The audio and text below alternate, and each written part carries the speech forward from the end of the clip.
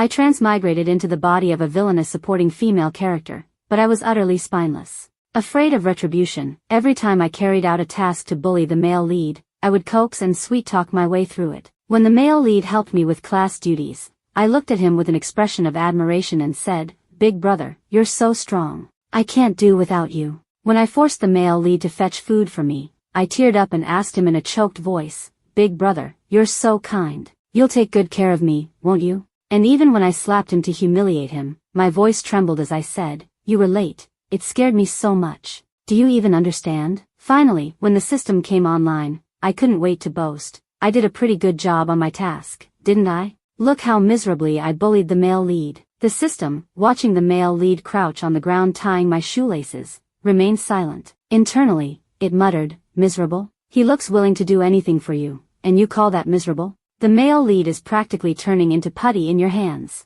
At the school gate, the system impatiently urged me, "Hurry up. You've been hiding for half an hour now. Go complete the task." I had transmigrated into an early-stage villainous supporting character from a male-dominated overpowered protagonist web novel. At the start of the plot, I slapped the male lead in anger for being late. In front of a crowd, my actions viciously crushed the male lead's pride. Boo-hoo, but I'm really scared. He's not going to take revenge on me, is he? I couldn't blame myself for being scared. The male lead, Shang Shiyan, stood at a towering height of 1.9 meters, with sharp, knife-like features and a tightly pursed mouth that made him look particularly unapproachable. In the future, he would become a cold, brooding business tycoon, but for now, he was still in his most downtrodden high school days, working at the docks carrying heavy loads to earn money for his education. His strong physique looked utterly intimidating. What if he secretly takes revenge on me? What if he stuffs me into a sack and beats me to death? I was on the verge of tears. I remembered that Shang Shiyan had an extremely vengeful and petty nature.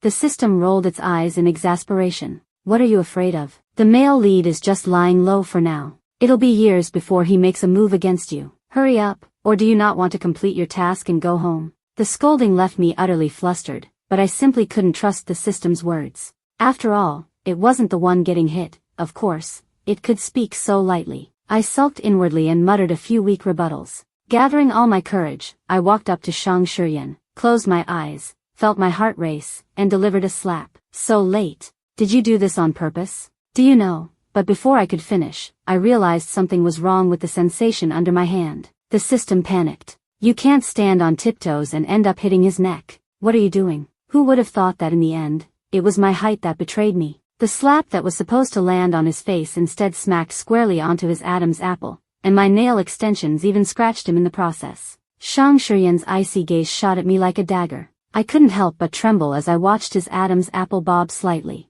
My heart was in chaos. Terrified of his retaliation, my nose stung as tears welled up. My final question was, "Do you even know how scared I was?" Shang Shiyan hadn't even had a chance to get angry when he saw my tear-filled eyes. His fury seemed to be washed away by my tears. After a moment, he spoke in a mocking tone. "The eldest daughter of the Su family is afraid? What could you possibly be scared of?" Not far away, a few boys were eyeing me strangely. They had tried to help carry my luggage earlier, but I'd refused, and now they were staring at me with dark expressions. Shang Shiyan frowned, stepping coldly in front of me to shield me from their gaze, but his tone remained stiff. "Su Shao, I'll let this slide today. Try hitting me again next time, and you can forget about keeping your hand." In the original plot, hearing this line would have made me furious. I would have immediately thrown a wad of cash at him, insulted him for being lowly, and then haughtily ordered him to carry my luggage. But at this moment, the system, displeased, urged me, "Throw the money. You're a villainous supporting character.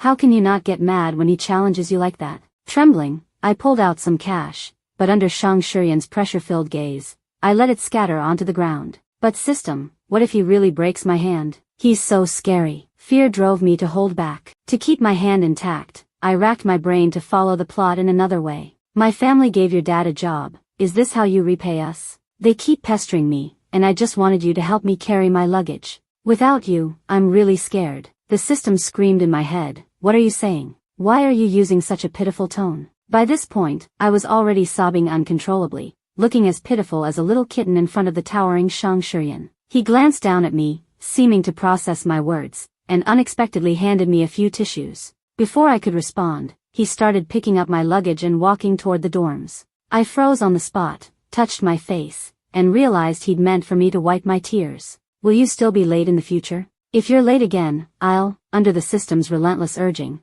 I gritted my teeth and forced myself to finish the original line. I'll slap you again. After saying this, I shrank back in fear, terrified he'd turn around and hit me. But I was wrong. Shang Shiyan didn't stop at all. He simply replied indifferently, got it. That night, I proudly reported to the system, see? Even though I tweaked a few lines, I still completed the plot. I slapped the male lead and made him carry my luggage. I'm really a genius. The system remained silent for a long time before finally speaking, its tone dripping with sarcasm. Yes, the male lead was absolutely devastated by you. His neck and ears are completely red. I could hear the mockery in its voice, and of course, I felt indignant. Whatever. As long as I complete the tasks, it doesn't matter. If you're so dissatisfied, why don't you do it yourself? Stop scolding me for everything. The system ground its metaphorical teeth. If I could, I would have tied you up and beaten you already. I've handled so many tasks, and I've never seen anyone as spineless as you.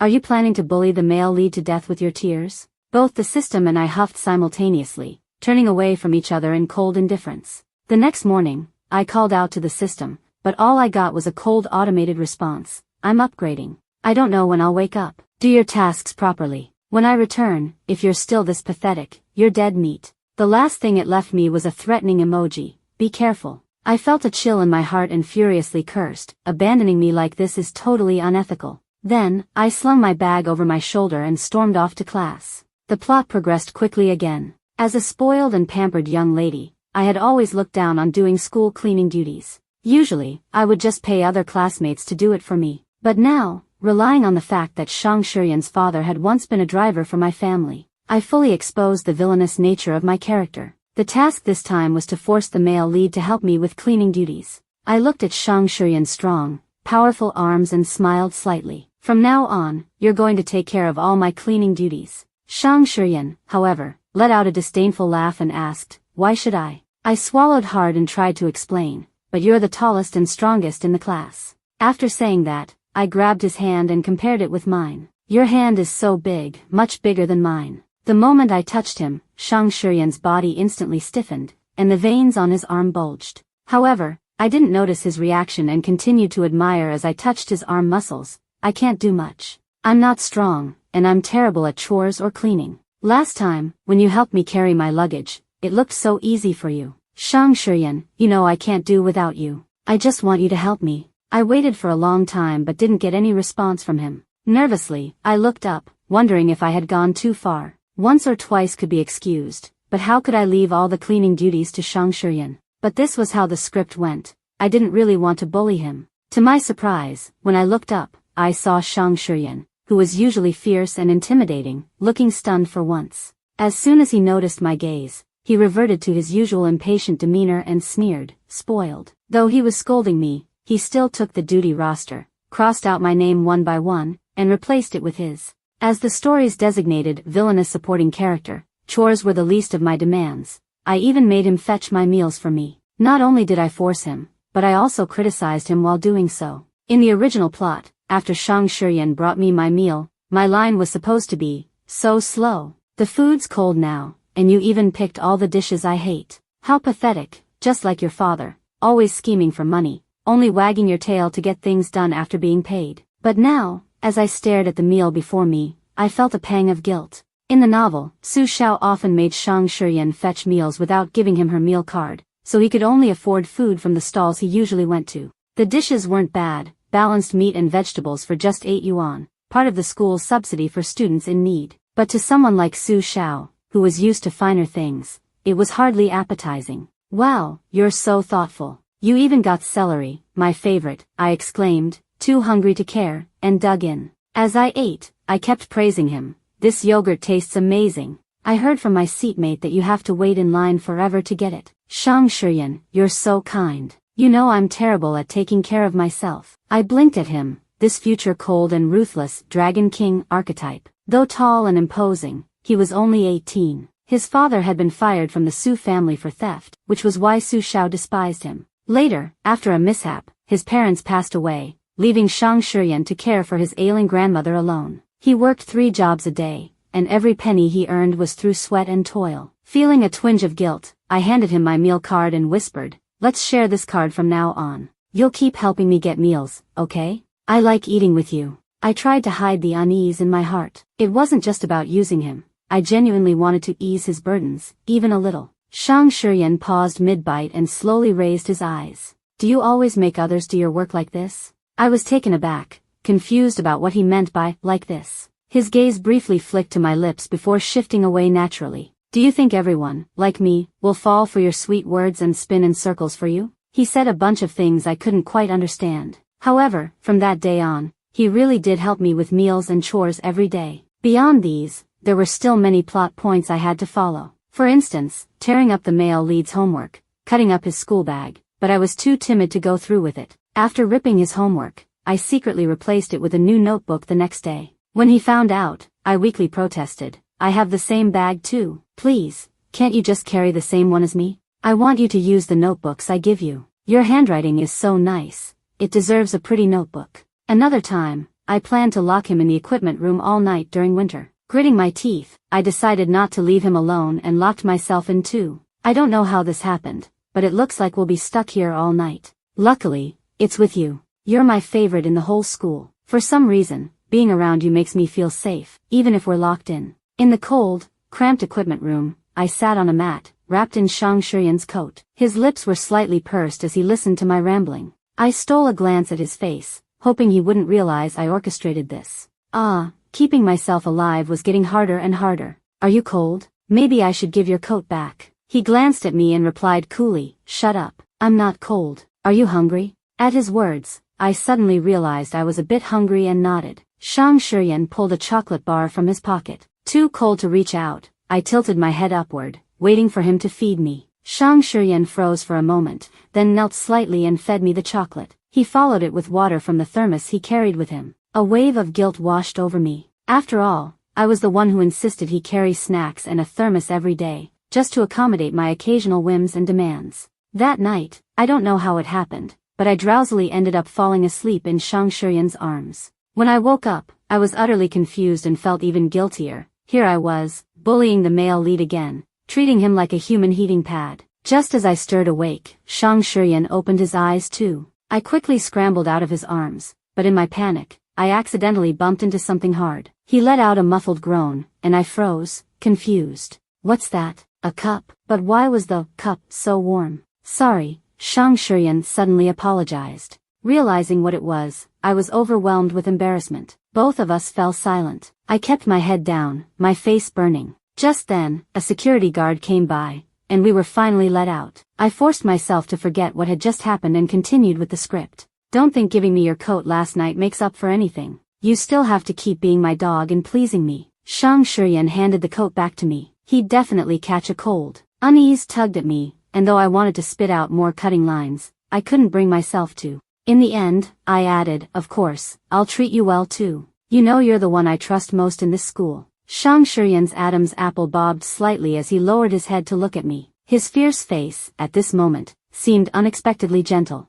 I know it's not enough," he replied, then added, "I'll take care of you, always." The next day, sure enough, Shang Shiyan seemed to have caught a cold, but his expression remained as stoic as ever. If I hadn't seen him taking medicine, I might not have noticed at all. At this moment, the long-absent system finally came online. Tears welled up in my eyes as I sobbed, "Woo-woo, you're finally back. I missed you so much." The system, always sarcastic and snarky, heard me crying. I thought it would scold me as usual, but to my surprise, after a moment of hesitation, its tone became somewhat awkward. "Alright, stop using those tricks you pull on the male lead on me. What's there to miss?" I kept crying, wailing, "I just missed you so much. I called out for you every night, but you never answered." Suddenly, an invisible force appeared in the air, gently wiping away my tears. The system quickly returned to its usual irritating self and snapped at me, "Stop acting spoiled. Let me first check your mission progress." As its voice fell, lines of the storyline began appearing in my vision. It let out a surprised, "Huh," and exclaimed, "You've actually almost completed it." But when it clicked on the playback recordings, its expression darkened. It turned to scold me, "Are you crazy? Why are you talking so much with the male lead? Just slap him, hit him. Who talks in such a sappy, drawn-out way? Do you think you're on some romance reality show?" The irritable system was officially back. I shrank my head like a quail and couldn't help but mutter in frustration, but I completed the missions. Why are you so mean? The system let out a cold laugh, one that made my scalp tingle. Just then, Shang Shiyan walked over. He grabbed my backpack and prepared to walk me home. Considering that the storyline was almost complete, I didn't need to maintain my villainous persona anymore. I took the backpack from him and said softly, "You don't need to walk me home. I can go back by myself." Shang Shiyan turned to look at me, his brows furrowing slightly. "What's wrong? Throwing another tantrum?" I pressed my lips together and replied in a low voice, "I could have gone home on my own all along.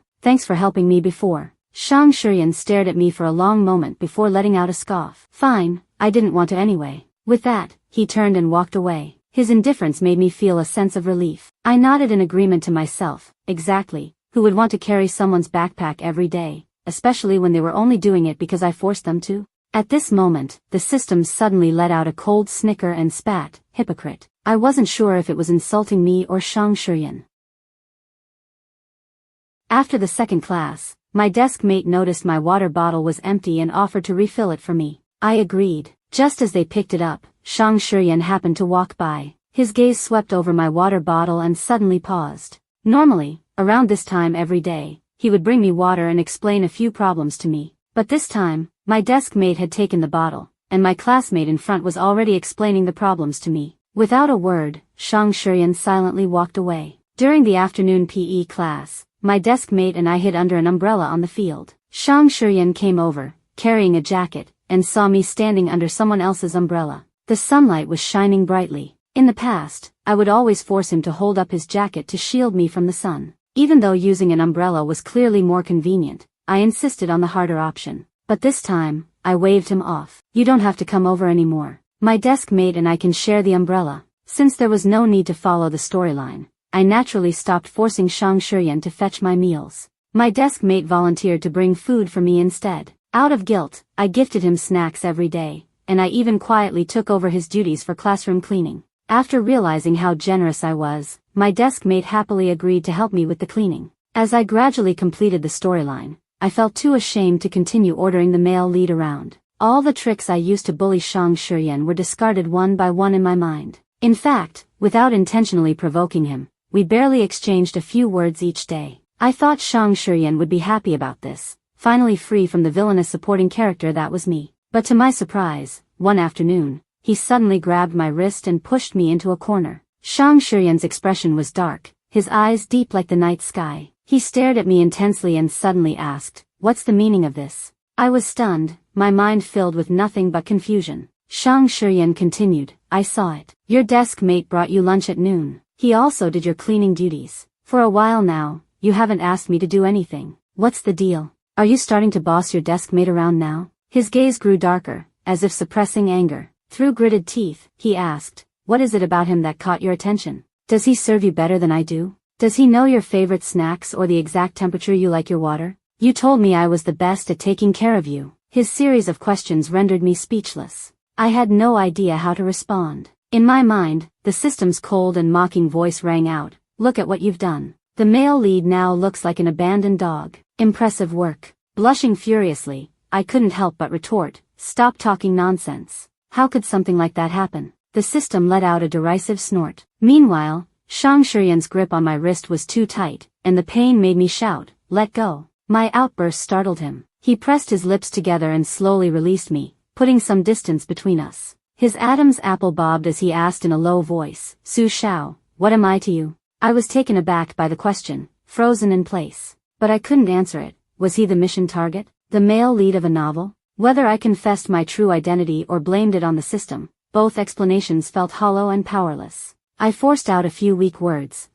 Classmate. What else could it be? Shang Shiyan interrupted me abruptly. "I thought we were dating." He went on, "Getting food, sharing snacks, bringing water, carrying your backpack, helping with cleaning. Aren't these the things couples do? I thought I was just dating a slightly temperamental little girlfriend. You're spoiled and love to act cute, but you're also very endearing. You used to say you liked me the most, that you couldn't live without me. Sweet words seem to come so easily to you." He tilted his head slightly, his eyes glimmering with emotion. I thought we were in an unspoken but mutually understood relationship. Shang Shiyan's fingers brushed lightly over the red marks on my wrist. His face betrayed no extra emotion as he said, I come from a small town, and my views on relationships are pretty traditional. I take love very seriously. Su Xiao, you're my first love. If I upset you, you can punish me or get mad at me, but please don't suddenly distance yourself without saying a word. It leaves me anxious about your coldness every single day. He gently rubbed my wrist, finally looking up at me with a soft voice.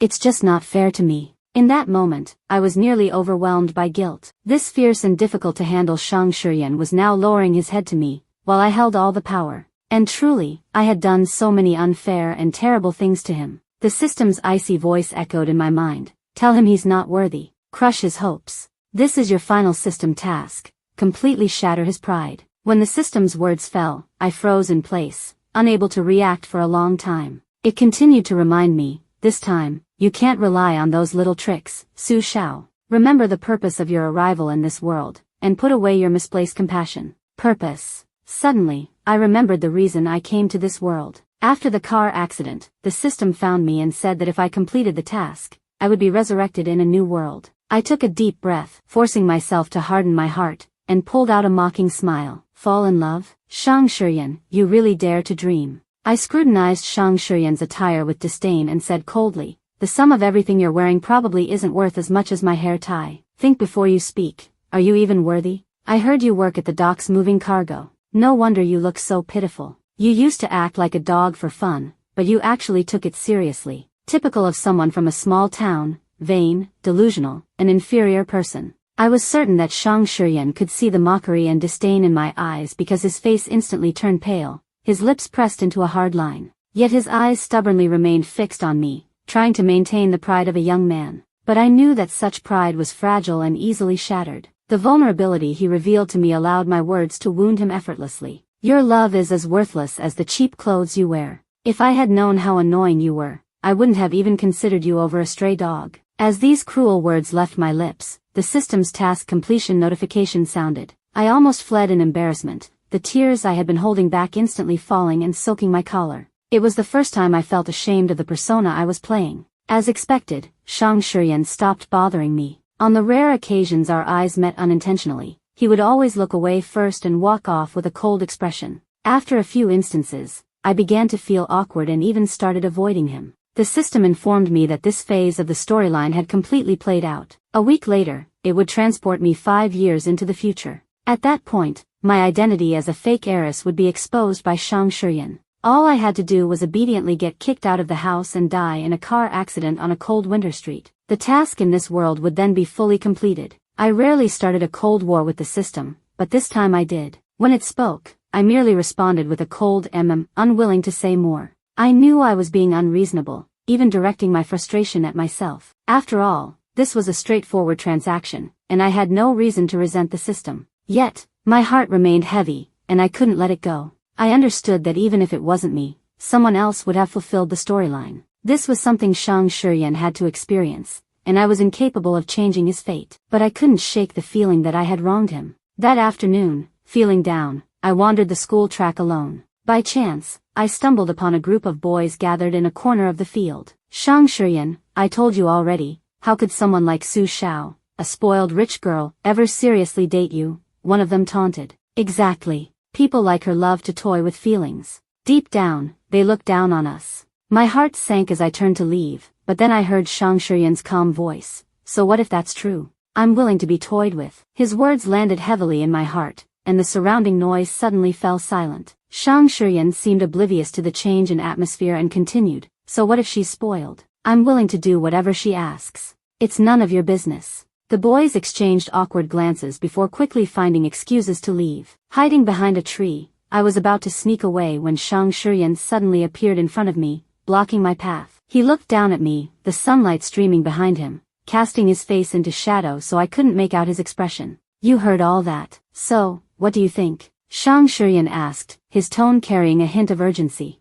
I hesitated, but before I could answer, he continued, almost as if he didn't need my response. I know I'm not good enough for you right now. You can treat me like a toy, like a dog. I can keep carrying your bag, getting your meals, walking you home. You can command me to do anything. Just don't stop talking to me. Give me 5 years. Once I graduate college, I promise I'll make something of myself and become someone worthy of you. His voice was soft, tinged with longing. Believe in me, won't you? That tone, it was the same tone he once used to promise he'd arrive on time. I remembered how he had waited for me in the wind and rain. I took a deep breath, unwilling to meet his gaze. The system's voice sounded in my ear. Su Xiao, you. I know, I interrupted the system, my fingers clenching tightly, turning white. I lifted my head and stared coldly into Shang Shiyan's eyes, emphasizing each word. Don't bother. What makes you think I'd wait 5 years for someone like you? I almost spat the question, furious at the boy who had once tugged at my heartstrings.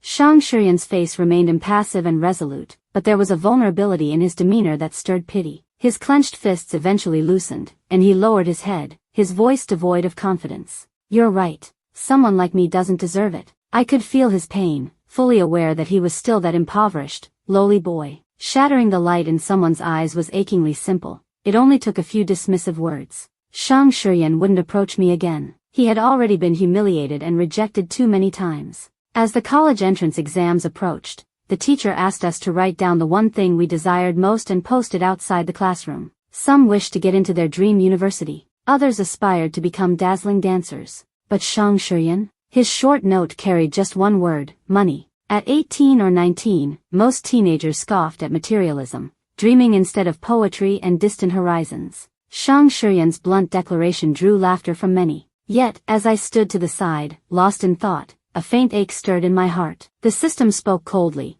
This persona of yours was designed to fuel the male lead's hunger for wealth, to make him refuse to remain at the bottom, and to resort to any means to climb upward. Su Xiao, you've done your job well. I heard the rare praise from the system but remained silent. The system was preparing to move me to the final day, but I couldn't resist the urge to see Shang Shiyan one last time. At the dock that evening, there were still many people busy working. Shang Shiyan silently moved cargo, his youthful figure standing out under the sunlight, his sturdy back glistening with sweat. He was only 18, a boy who should have been basking in the warmth of family. Yet here he was, blending in with middle-aged laborers, entirely out of place. Hiding behind a tree, I watched him in secret, my heart a tangled mess of emotions. Shang Shiyan's focused expression as he worked seemed to tell the story of the burdens he carried. He turned around, facing forward, his gaze vast yet profound, as though contemplating something deep. I understood that someone so young shouldn't have to bear such weight in silence. On his way home, Shang Shiyan stopped by a pharmacy. I knew it was to buy medicine for his ailing grandmother. Even so, he remained cold and distant, never looking back, his expression indifferent as he walked forward. At that moment, a group of people suddenly rushed out from the alley, waving sticks in their hands, charging straight at Shang Shiyan. Shang Shiyan was quick and skilled in fighting. Within moments, he had knocked down the ones at the front. But there were too many of them, and an unexpected strike landed. A stick hit the back of his knee with a heavy thud. Shang Shiyan let out a muffled groan, lifted his gaze, and fiercely kicked the person holding the stick away. However, it was already too late. The others swarmed in like a tidal wave, and Shang Shiyan was quickly surrounded. I was burning with anxiety, wanting to rush out to help him, but the system sternly reprimanded me. No. This is the male lead's first encounter with his future ally, Shen Wei. You cannot interfere. My steps came to a halt, and I could only watch as Shang Shiyan's head was forced to the ground, with sticks raining down on him like a storm. My chest tightened, and I almost took another step. This is a necessary part of the male lead's growth. He must meet Shen Wei for the subsequent plot to unfold. The system's voice was cold and unfeeling. I froze in place, my heart wrenching as I stared intently at the blood trickling down Shang Shiyan's forehead. Just then, Shang Shiyan suddenly lifted his head, and our eyes met. The system's voice followed immediately, its tone harsher than ever. Su Xiao, he has his future. You cannot bear the consequences of altering the storyline. Do you want him to spend his life hauling cargo at the docks? Do not waver. Turn around and leave now. Amid the chaos filled with blood and violence, our gazes locked. He was beaten so badly that he was nearly out of strength, yet his eyes never left mine. That look made my heart clench, but I still forced myself to look away. Finally, under the weight of that scorching gaze, I turned expressionlessly and walked away briskly. The system was right. After I left, Shen Wei did appear. She promptly called the police and dialed 120, sending Shang Shiyan to the hospital. I snuck into the hospital ward and saw him lying on the bed, his face pale, his body covered in bruises. I couldn't imagine the pain he endured at that moment.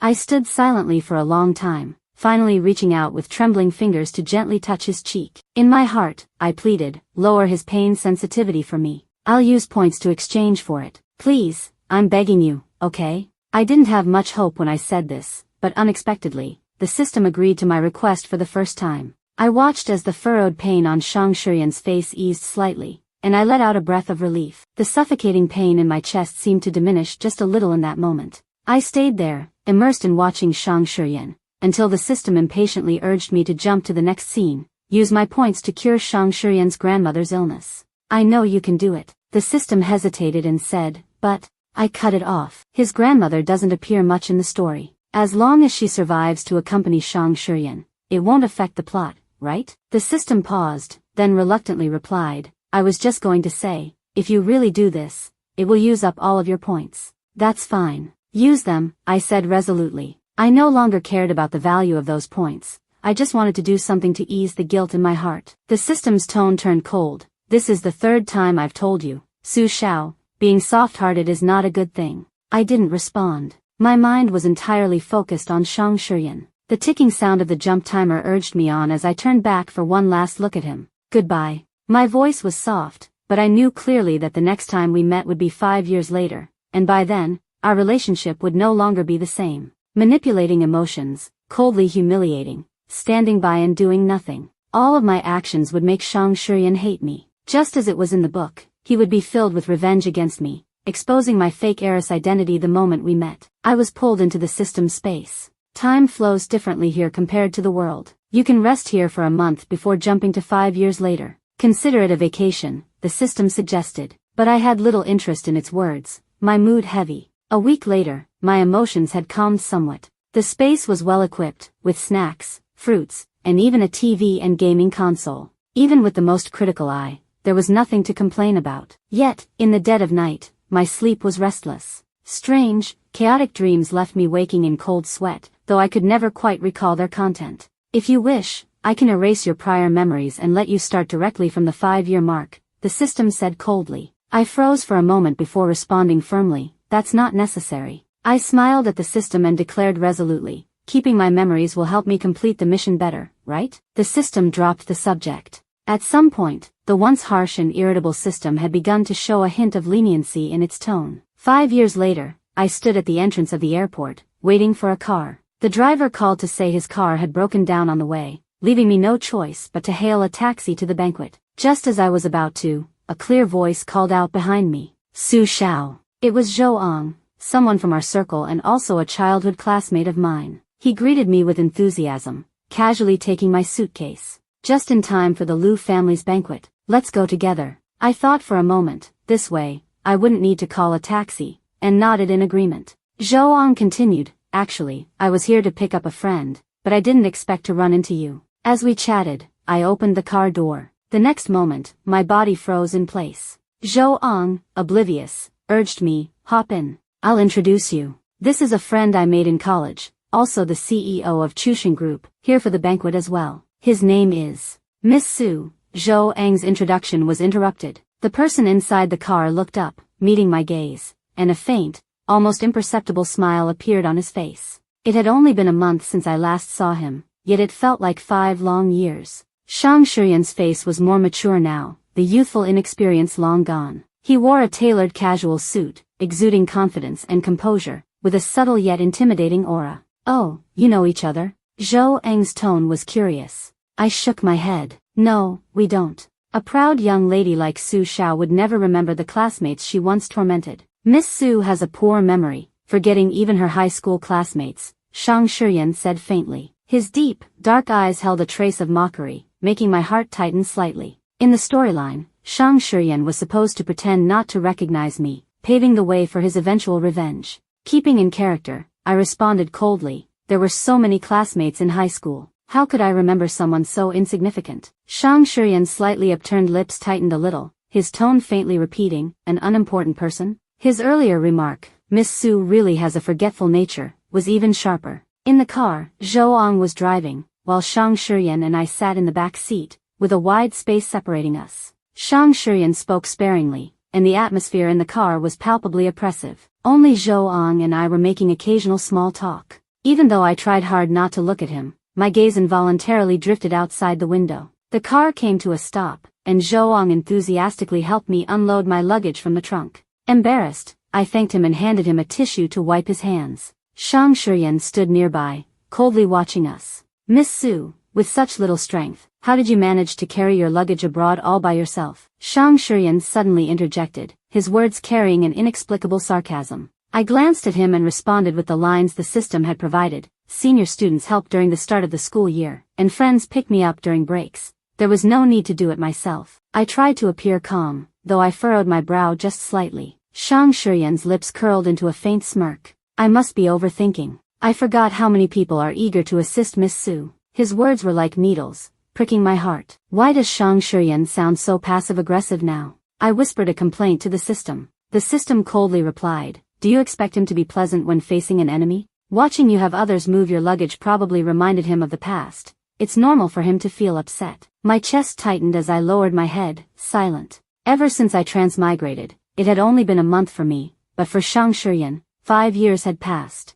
I still hadn't adjusted my mindset, foolishly thinking he was still the Shang Shiyan who had once been endlessly accommodating to me. The truth was, we were now in a state of mutual resentment. The banquet began, and the atmosphere gradually became lively. Having just gotten off the plane, I was a bit hungry and helped myself to some desserts in a corner, eating slowly. But before I could take more than a few bites, a glass of drink suddenly poured down from above, drenching me completely in an instant. I'm sorry, I didn't see you. A beautiful girl hurriedly apologized in a fluster. I froze and immediately recognized her, Shen Wei, an employee under Shang Shiyan, and someone he owed a favor to in the past. According to the original storyline, this was her first time attending a banquet, and her nervousness caused her to bump into me. If it had been anyone else, it might have been overlooked, but it just had to be me, the one with a bad temper. Taking a deep breath, I decided to stick to my arrogant persona. Are you blind? Do you have any idea how expensive this outfit is? Can you afford to pay for it?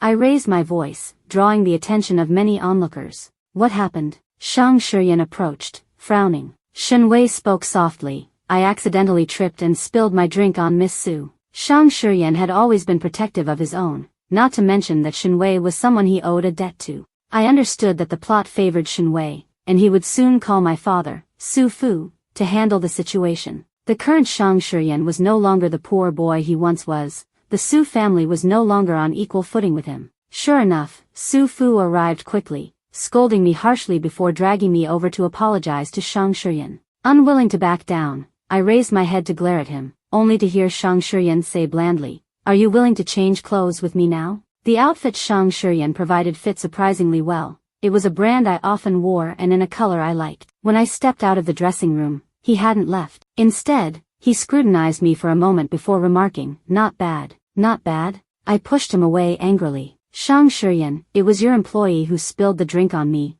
and now you're pretending to play the good guy?" My prejudice against Shang Shiyan led me to assume the worst of him. But no matter how much malice I harbored, it couldn't compare to the sting of his words. He grabbed my wrist and said, "Now you're done pretending you don't recognize me?" Shang Shiyan smiled, but his gaze was cold and piercing. "It's been 5 years. When you sat obediently in the car earlier, I thought you had matured. Turns out, you haven't changed a bit, still as cold-blooded and harsh as ever. What does it matter to you how I am?" I glared at him. Shang Shiyan chuckled softly. "Still the same. Good, because if you changed, I might have softened. I might have forgotten the past." His grip on my wrist tightened as he enunciated each word clearly. "Forgotten how much I detest you. Forgotten how these 5 years, I hated you so much I dreamed of tearing you apart." I knew he hated me, but under his icy stare, I couldn't help but avert my eyes, my chest aching as I said, "Stop looking at me like that. You're just being petty. I forgot about what happened in high school long ago." Shang Shiyan sneered. "Good, keep that arrogant attitude of yours." Returning to the banquet, I sat back in the corner, nibbling on food while knowing that the most critical part of the plot was about to unfold. According to the storyline, the male lead was supposed to publicly expose me as a fake daughter, presenting a paternity test to reveal the truth from over 20 years ago. My true identity was that of a maid's daughter, switched at birth by Su Madam after her own daughter was born. But I remained seated, and as the banquet neared its end, Shang Shiyan's lack of action puzzled me. I couldn't help but glance at him, just in time to meet his gaze. Shang Shiyan's dark eyes seemed to have been fixed on me the entire time. The system chimed in mockingly, "Since you sat down, he's been staring at you non-stop." like his eyes are glued to you. If someone didn't know better, they'd think he was a mannequin. A sour feeling rose in my heart as I lamented. I never thought he hated me this much. That hatred seemed evident even in his relentless gaze, filled with vigilance and suspicion, as if fearing I might flee before he could expose my fake identity. Just as I was lost in melancholy, a sharp voice suddenly pierced through the air. Su Xiao is not the Su family's biological daughter. A woman dressed as a nurse stormed in, holding a few papers, and grabbed Su Fu's arm, shoving the documents at him. Here's the proof. You're not related by blood. Su Xiao is the maid's daughter from 20 years ago. Relief washed over me. Finally, the plot was progressing. Instinctively, I looked towards Shang Shiyan, expecting to see his triumphant expression. However, his face was shockingly grim. He strode over, grabbed the nurse's arm, and bellowed, "Where's security? How could you let a lunatic in?" Security arrived promptly, dragging the struggling nurse away. She kept shouting, "If you don't believe me, do a paternity test yourself. Su Xiao is a fake." The banquet descended into chaos, with all eyes turning toward me. The murmurs and whispers made me feel utterly humiliated. Strange. According to the plot, the male lead was supposed to bring in the nurse to expose your fake identity. Why is it that now, it's someone from the Su family's extended branch trying to take over shares by exposing you? The system's voice carried confusion. But now that your fake identity is exposed, the plotline is still considered complete. After a commotion, the banquet finally returned to calm. I walked out of the hall with Father Su and Mother Su, the atmosphere heavy and silent, with no one speaking a word. Turning back, I caught a glimpse of Shang Shiyan's dark and unreadable gaze. I couldn't discern the emotions within. Quietly, I turned around and got into the car. The truth was uncovered quickly. As it turned out, I was not the real daughter of the Su family. Mother Su was devastated by the loss of her biological daughter and preferred not to see me. Father Su's dissatisfaction with the housemaid extended to me, leaving no room for kindness in his demeanor. Just like the plot of a story, I was ultimately driven out of the Su family, penniless and wandering the streets. Squatting by the roadside, I felt a tinge of desolation in my heart and asked the system, "How long until I get into a car accident?" The system replied calmly, "In 2 months. During these 2 months, you'll endure various forms of torment from those you once bullied, sleep under bridges, rummage through trash bins, go hungry, and live poorly. In the end, you'll be hit by a car on a winter street." It did sound miserable. I thought to myself, I should have eaten more desserts at the banquet yesterday. Sitting by the roadside, I followed the passing pedestrians with my empty gaze. But there's some good news, the system suddenly interjected. The most critical part of the fake daughter storyline is complete. During this interim, you don't have to maintain your character too strictly. You just need to follow the plot and die in 2 months. I responded with a faint continuing to count the ants crawling near me. I didn't know how much time had passed when a car suddenly stopped in front of me, its exhaust fumes choking me and making me cough repeatedly. The car window rolled down, revealing Shang Shiyan's cold, expressionless face. He looked me up and down, taking in my sorry state, and his voice carried a trace of mockery. "How pitiful the Grand Miss Su looks now, like a stray dog." In the past, I always lacked confidence in front of him. At this moment, I wanted to retort but ended up speaking softly instead, "But I have nowhere to go. I don't have clothes to change into, no money, and I can't even afford a meal." My wretchedness was truly a reflection of the grievances I felt inside. Shang Shiyan seemed surprised by my response. After a moment of silence, a cold smirk tugged at the corner of his mouth. "What's with the pitiful act now? Isn't this exactly what you deserve? You did so much wrong in the past, accumulating no virtue."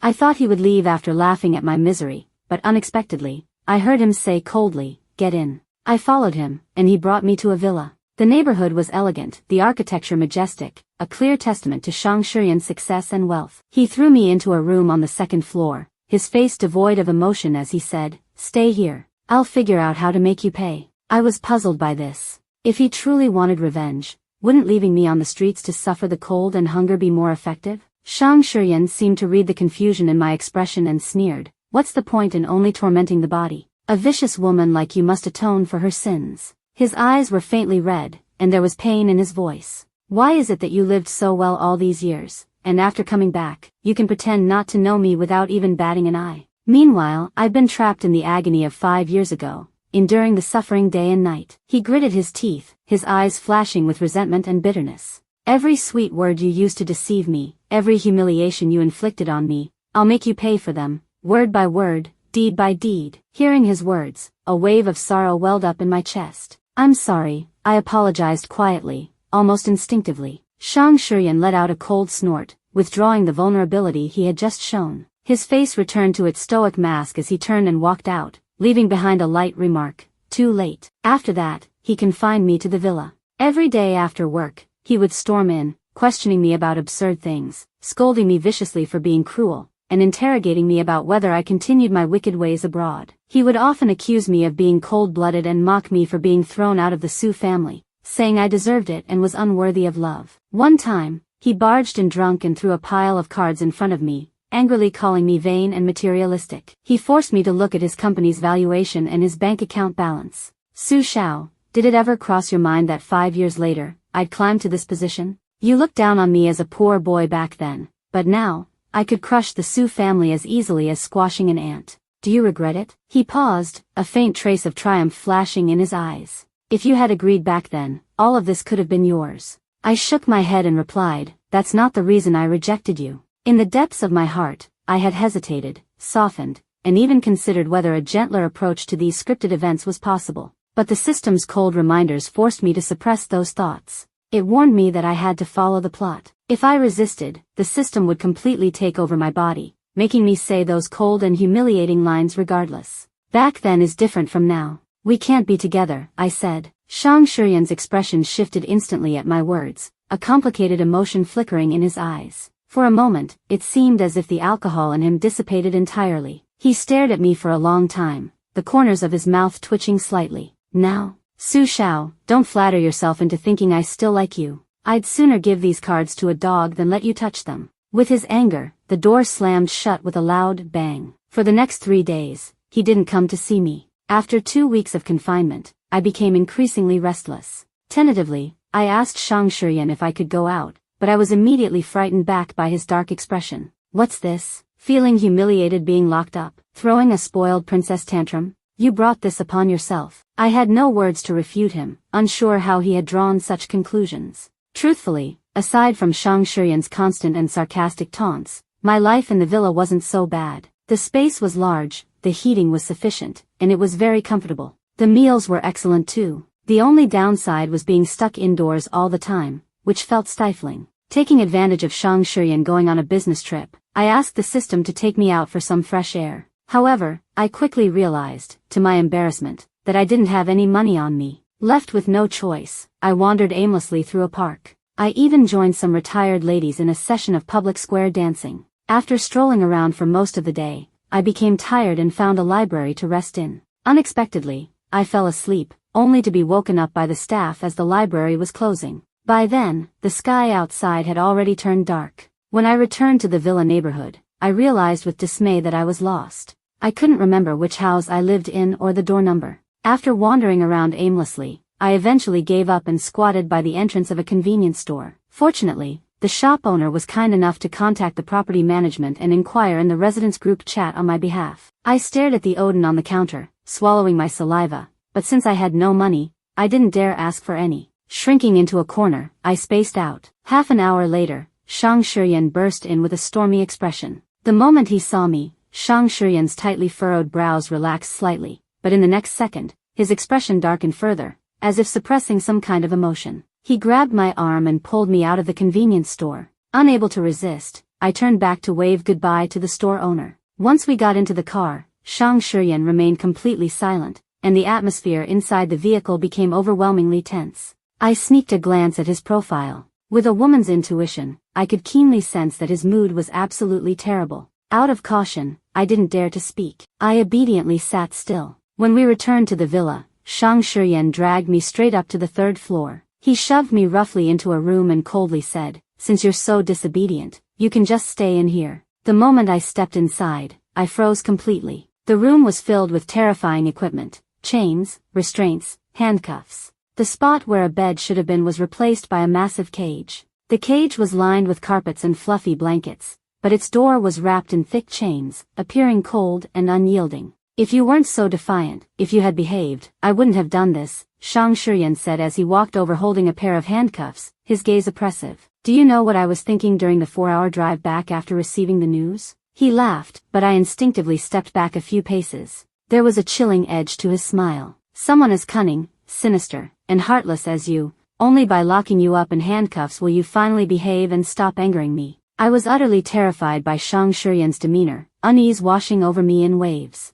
Everything in this room filled me with dread. I couldn't help but back away, only to lose my footing and fall to the ground. In my heart, I had no doubt, Shang Shiyan was serious. He really intended to lock me in that cage and put handcuffs on me. Then what? Would he truly torment me, beginning his revenge in earnest? Panicked, I desperately called out to the system in my mind. What do I do? I'd rather freeze to death in 2 months than be beaten to death now. The system glanced at Shang Shiyan, its tone somewhat strange. I don't think he'll beat you. As for punishment, aside from whipping, he might be more inclined to. Stop talking, system. Just tell me what I should do, please. I really don't want to be put in handcuffs. I was trembling with fear. The system replied coldly, you could try acting cute. That's simple. I couldn't believe it. The system was silent for a moment before responding. If that doesn't work, try shedding a few tears. Though I found the system's suggestion a bit absurd, I had no other options at this moment. Deciding to wing it, I feigned confidence and said, why are you being so mean? Isn't it your fault for coming back so late? I lifted my arm, showing him.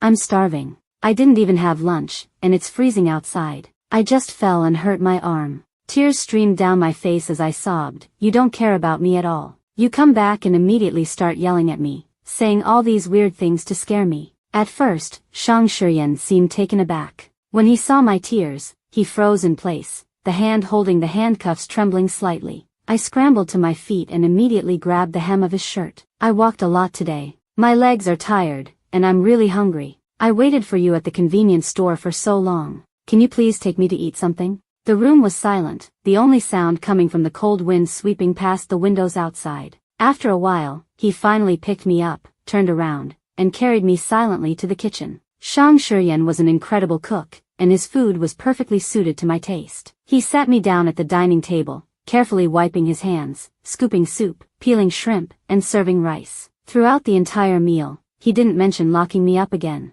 After dinner, I returned to the room on the second floor and collapsed onto the bed in exhaustion. System, Shang Shiyan really is a good person, I mumbled. Hearing this, the system nearly exploded with anger. Him? You're calling the brooding, cold-hearted male lead from a male-centric novel a good person? If he were a good person, do you think he'd ruthlessly build such a massive business empire? But I couldn't help feeling that Shang Shiyan was kind. Whether it was in high school or now, even though his words could be harsh, he had never truly done anything to hurt me. If he were truly malicious, constantly bullying or harming me, I wouldn't feel this sense of guilt like I do now. Thinking about the hatred in his eyes, I couldn't help but feel a pang of sadness. In truth, I had long prepared myself to be hated by him, but when faced with his cold, icy gaze, I still found it unbearable. Su Xiao, you're the least qualified task-taker I've ever seen, the system's cold voice echoed in my mind. You overthink everything. Bullying the male lead is a required part of the plot. If it's not you, it'll be Zhang Xiao or Li Xiao.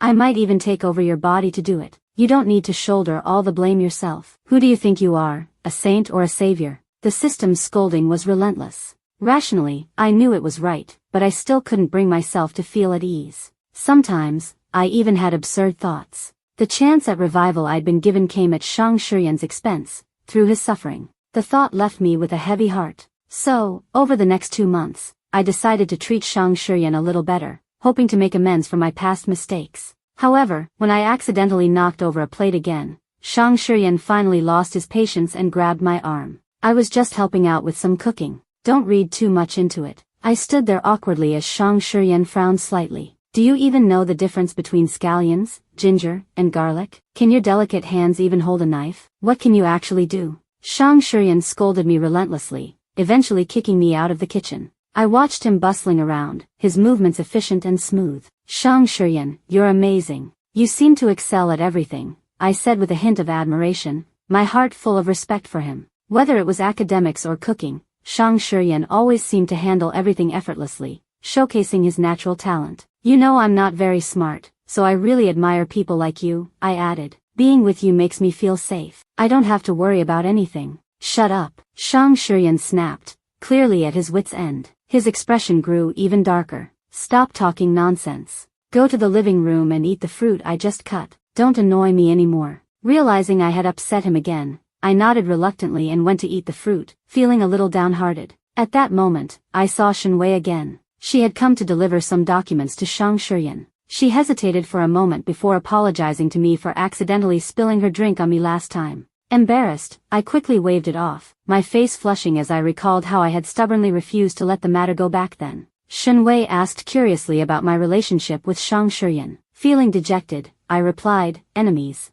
probably. Her expression turned slightly odd. Are you sure we're talking about the same kind of enemies? She then glanced toward the kitchen, where Shang Shiyan was cutting fruit for me. Don't tell me, in your situation, cooking, chores, cleaning, even laundry, all of that is done by the boss. I felt a wave of embarrassment and silently nodded. Indeed, it seemed that Shang Shiyan was difficult to please. Whenever I took the initiative to help him cook, he would kick me out of the kitchen, scolding me for getting in the way. If I tried to take over the cleaning, he would snatch the tools from me with a dark expression. Even when I offered to do the laundry, he would berate me for doing it all wrong, and in the end, he would always handle it himself. Maybe he just thinks I'm too clumsy, I sighed softly. Shenwei, noticing the dejection on my face, unexpectedly comforted me with gentle words. She then took a small gift out of her bag, a cute little turtle keychain, that brought a hint of warmth to my heart. Looking at the delicate charm, I felt a surge of emotion that I couldn't suppress. If only I could be as excellent as you, I couldn't help but remark. So smart and hardworking, you're the kind of person I wish I could be. If we had met earlier, maybe we could have been good friends, chatting and taking walks together. Just thinking about it makes me happy. But all of that was nothing more than wishful thinking now. The wrongs I had committed had left Shang Shiyan harboring resentment toward me, and as someone close to him, Shenwei naturally wouldn't have any favorable feelings toward me either. Shenwei froze for a moment, as if moved by my words. Before leaving, she looked at me sincerely and said, I think I finally understand why the boss hasn't been able to forget you after all these years. I held the turtle keychain in my hand, unable to put it down, lost in my own thoughts. I didn't even hear Shang Shiyan calling me for dinner. He walked over, glanced briefly at the keychain, and asked, Shenwei gave this to you? I nodded. Yeah, she's really kind. I wish I had met her sooner. Shang Shiyan chuckled, his tone laced with a hint of mockery. Well, that's because you left back then. If you had stayed a little longer, you might have met Shenwei eventually. His voice abruptly cut off, and the atmosphere instantly turned cold. That subtle remark brought us both back to the memories of the past, Shang Shiyan being beaten bloody, while I stood by, indifferent. In that heavy silence, Shang Shiyan said flatly, put it down and come eat. Since our reunion, Shang Shiyan had often brought up the past to mock me, but when it came to that particular incident, he seemed to deliberately avoid it. We both tacitly chose to remain silent, as if neither of us wanted to touch upon that shameful memory. After dinner, I finally mustered the courage to stop Shang Shiyan and said in a low voice, I'm sorry. He turned to look at me, his eyes filled with a complicated mix of emotions. I continued, I don't think I've ever given you a proper apology. Back in high school, I wasn't lying. I genuinely thought you were great, and you took such good care of people. You were the person I trusted most in school. At this point, I straightened up, bowed my head solemnly, and said, I said many hurtful things, but none of them were from my heart. I never truly thought that way about you. I'm sorry. Shang Shiyan stared at me silently, his gaze so complex that I couldn't decipher it. What good is saying this now? He asked coldly. Back in high school, I had nothing to my name,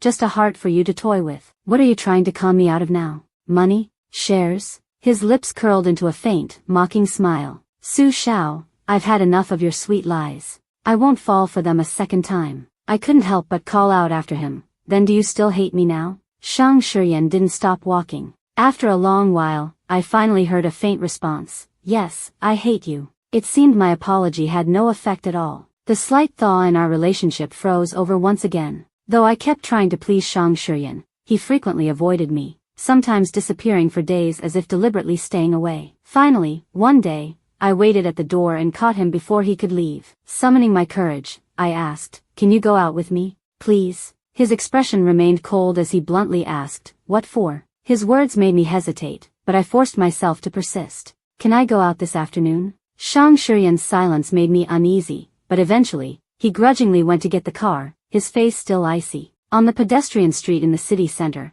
Shang Shiyan and I walked slightly apart, maintaining a small distance between us. Suddenly, a voice echoed in my mind from the system. A car is about to lose control and hit you. I will disable your sense of pain. Once the male lead sees your lifeless body, your mission will be considered complete. Hearing this, my heart sank, yet I also felt a strange sense of relief. Perhaps it was time to end everything, abruptly and cruelly. In those final moments before death, I wondered to myself, if Shang Shiyan softened, would he feel a pang of regret over losing me? Just as the car was about to strike, a tremendous force yanked me away. I was knocked to the ground, and the person who shielded me let out a muffled groan of pain. Stunned, I opened my eyes, only to find that it was Shang Shiyan who had pulled me back. His eyes were filled with fear and a complexity of emotions as he muttered under his breath, "So stupid." Though I only suffered minor scrapes, Shang Shiyan was seriously injured. His left arm had taken the brunt of the impact, resulting in a severe fracture. At the hospital, as the doctor set his arm in a cast,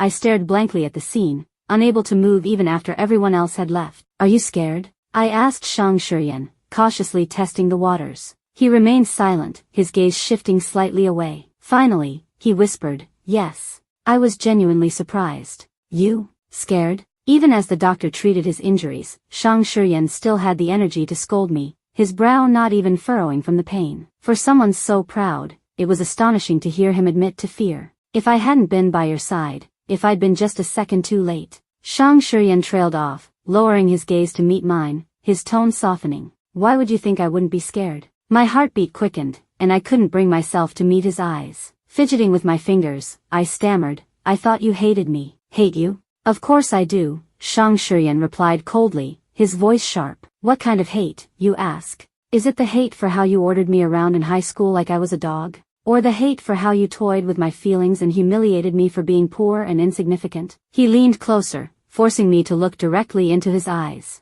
"Or is it the hate for your cold, heartless indifference? You, who once felt pity for stray cats and dogs, yet stood by and watched as my life hung by a thread?" He ripped open the scar of that painful memory, laying it bare before me. "I thought you were just scared, so many people there, and you've always been timid. I didn't expect you to come save me. But I never imagined you wouldn't even bother to call for help. When I woke up after being rescued, I was ready to comfort you, thinking you'd been too frightened. But the police told me the person who called wasn't you. Even a stranger could extend a hand to help me. But you left me without a second thought." In an instant, a pain pressed heavily against my chest, as if I had been transported back to that evening. Shang Shiyan no longer seemed to care about the pride and self-respect he had stubbornly upheld before. Just like in high school, he fixed his gaze on me. Back then, he was confident and determined, persistently asking for a 5-year promise. But now, his tone had softened significantly, and he only dared to ask, "About leaving back then, these years,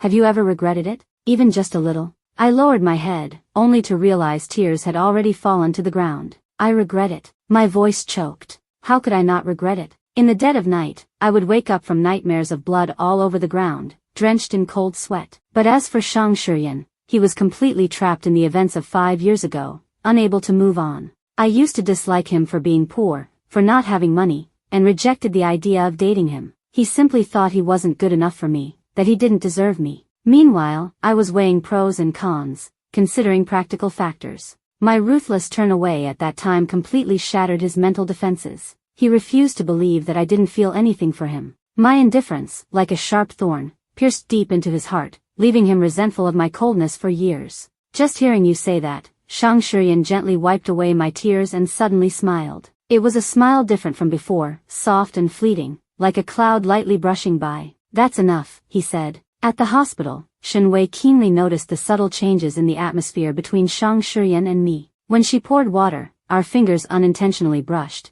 and both of us quickly pulled away. Occasionally, our eyes would meet, and either I would blush, or Shang Shiyan's ears would redden slightly. "Do you want an apple? I can slice one for you," I stammered awkwardly. Shang Shiyan took the fruit knife without looking at me. "I'll do it. I'll slice some pear too. The weather's been a bit dry lately." Shenwei watched as Shang Shiyan struggled to peel the fruit with his hand in a cast, and my cheeks couldn't help but flush. Neither of us looked at the other, but when we turned away, silly smiles crept onto our faces. After watching us for a while, Shenwei couldn't hold back anymore. "What are you two doing? Playing some kind of love game?" Her words pierced through the delicate atmosphere. Awkwardly, I stood up, while Shang Shiyan reverted to his usual stoic expression. "Do you need something?" he asked as Shenwei handed over some documents. With Shang Shiyan out of commission, Shenwei had taken on the burden of handling the company's affairs. She'd already pulled several all-nighters. You can't keep overworking me like this. I'm getting married next month, and I haven't even picked out my wedding dress, she complained,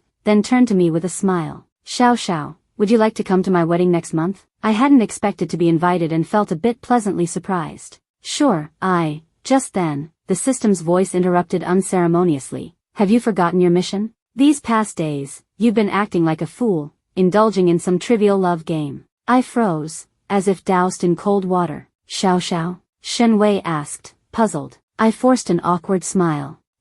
If I have time, I'll definitely come. When I was discharged from the hospital, Shang Shiyan looked stern and unapproachable, but his hand slowly reached out, lightly brushing against mine. My face flushed, and our fingers intertwined as we walked out of the hospital. The system was so furious it was on the verge of fainting. Are you out of your mind? You're about to die, and you're still clinging to the male lead like this? I replied optimistically, won't you give me a new identity? I'll finish the mission and come back for Shang Shiyan afterward. The system was nearly driven mad by me. Easier said than done. You're not afraid that Shang Shiyan won't believe you and will have you exorcised like a ghost? If I could show up, I'd strangle you first. I suddenly realized I might have been overly optimistic. What if I caused Shang Shiyan to get hurt again? He didn't even know I was on a mission. That night, I cautiously asked Shang Shiyan, if, just hypothetically, if I were to get into another car accident in front of you. Shang Shiyan froze, his voice turning cold. Then I definitely wouldn't save you. I breathed a sigh of relief, feeling reassured, only to hear him continue. I'd go straight to take out the person who hit you and then deal with you in the afterlife. A shiver ran down my spine. System, is there a way for me to die quietly so the male lead doesn't see it? The system flatly rejected me. No, the male lead has to witness it according to the plot. And Su Xiao Xiao, I'm warning you, tomorrow's the final deadline. You must complete your mission. I tossed and turned all night, unsure how to explain things to Shang Shiyan. It was only in the middle of the night that I managed to fall into a fitful sleep. When I woke up, I found Shang Shiyan watching me. I didn't know how long he'd been looking. His dark eyes were oppressive, and I couldn't help but shiver. But he quickly returned to his usual demeanor. Shang Shiyan helped me wash up and watched me eat breakfast. My mind was preoccupied, and I barely ate anything. Shang Shiyan frowned slightly, withdrawing his gaze without a word. What's wrong? Are you upset or just not hungry? After hesitating for a long time, I finally made up my mind and grabbed his wrist. Shang Shiyan, if something unexpected happened to me. I couldn't quite bring myself to say the word die, so I clumsily used unexpected instead. I looked at Shang Shiyan nervously, feeling a stifling tension in the air. Don't be nervous, and don't be afraid. I tried to make my voice sound light. Believe me, I'll come back soon. We'll see each other again. I didn't know what part of my words struck a nerve in him, but the smile on his face faded instantly. Unexpected? What kind of unexpected? I wouldn't see you. Are you trying to run away? Were you lying to me before? Shang Shiyan's tone was probing and accusatory, catching me off guard. Do you not want to be with me at all? He pressed, his expression darkening. Everything you said in the hospital was a lie, just sweet words to fool me again. His relentless questioning made me feel uneasy. No, I didn't lie to you. I tried to reassure him, wrapping my arms around his shoulders. My voice was gentle. I told you, I can't leave you. Only you can take care of me, right? Shang Shiyan's tense expression eased slightly at my reassurance. Of course. No one can take care of you better than I can. Not before, not now, he emphasized, still a little emotional. Why do you always say things like that? I blushed slightly, feeling as though I was taking advantage of him. Every word he said seemed to throw my heart into disarray. Do you have something going on outside? He became wary, resolutely refusing my attempts to leave. A sense of unease crept into my heart. I couldn't help but turn to the system for help again. What should I do? How can I get out of here? The system was silent for a moment before coldly responding, kiss him. My cheeks flushed with heat, and I hurried to comply. Raising my face, I gently kissed Shang Shiyan on the cheek. Don't be afraid. I'm just going out for a walk, and I promise I'll come back. If you're worried, you can watch from the window. I'll just stroll around the garden in the neighborhood. We'll always be together, Shang Shiyan. Trust me. After I kissed him, Shang Shiyan seemed a bit stiff, but he slowly wrapped his arms around me in return, his voice muffled. All right. You're really sly, you know. You're aware that I can't refuse you when you do this. Under normal circumstances, cars weren't allowed in the neighborhood garden due to the pedestrian-only policy, which gave me some reassurance. After all, I had the system by my side. With this thought, I believed the hint was obvious enough. Shang Shiyan wouldn't lose his mind. Besides, This outing wouldn't take long, just a few days at most, and I'd be back by his side again. At last, I arrived at the location the system had directed me to. Sure enough, there was a black car there, inexplicably out of control and charging straight toward me. In the final moments before my death, a strange sense of relief washed over me. The system is really something. Even autonomous vehicles can be orchestrated. But then I remembered the last time, remembered Shang Shiyan's words, and fear gripped me again. If innocent people got hurt because of me, that would be terrible. As my thoughts churned, my consciousness began to blur. Darkness consumed me. In the haze, it felt like I could hear someone screaming my name, their voice heart-wrenching and anguished.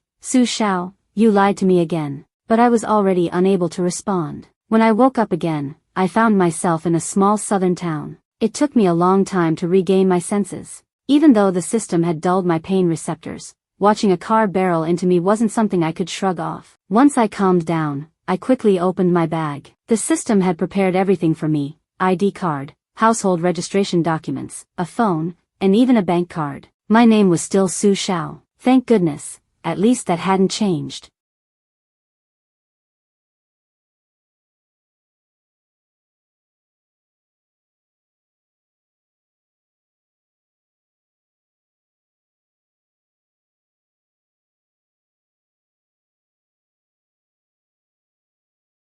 I opened the phone and glanced at the date. I froze in shock. The phone displayed a date 1 year later. I blinked, as though trying to convince myself I'd seen it wrong. Didn't the system say I'd be reborn after just a few days? How could it have been a whole year? Panic surged within me as I questioned myself repeatedly. Did I misread it, or was the phone broken? Suddenly, a voice echoed in my mind. You didn't misread. It is indeed 1 year later. Startled, I realized the system hadn't left me. It sounded puzzled as well. Strange. Normally, I should disappear once your mission is complete, but I wasn't able to leave. Ruling out all impossible scenarios, the system's voice turned calm. There's been a mistake. You didn't complete the mission. I felt like I was going to lose it. What do you mean I didn't complete it? I died. Shang Shiyan saw it with his own eyes. What more do I need to do to make him believe me? Was it all for nothing? What was the point of everything I did? My thoughts churned violently, a storm of anger and despair colliding within me. The system seemed momentarily stumped by my intense questioning.